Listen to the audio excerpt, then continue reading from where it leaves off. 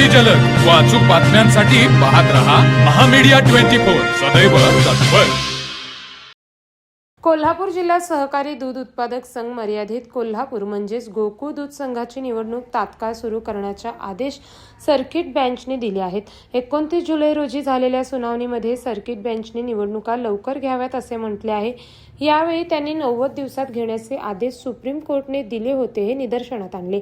Supreme कोर्टने दिलेल्या आदेशाची मुदत 3 ऑगस्ट 2026 रोजी संपत असून देखील अद्याप कच्ची मतदार यादी प्रसिद्ध केली नाही। सरकार जाणीवपूर्वक गोकुळ दूध संघाची निवडणूक पुढे ढकलण्याच्या प्रयत्नात होते।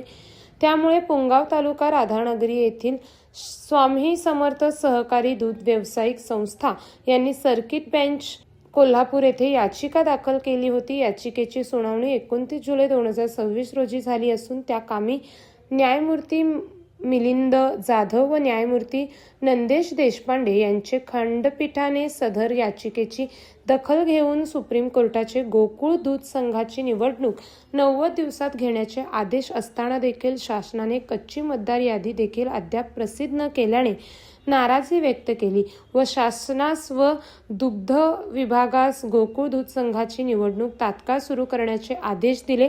सदर निवडणूक कार्यक्रम तात्काळ सुरू न केल्यास सुप्रीम कोर्टाच्या आदेशाचा अवमान केल्याबद्दल संबंधितांवर कायद्यातील तरतुदी अन्वये योग्य ती कारवाई केली जाईल असे आदेश दिले। संस्थेच्या वतीने ज्येष्ठ विधिज्ञ श्रीनिवास पटवर्धन व भूषण मांडलिक यांनी बाजू मांडली। तर मग चला सबस्क्राईब करायला विसरू नका महामीडिया 24 न्यूज चॅनलला। महामीडिया 24 सदैव तत्पर।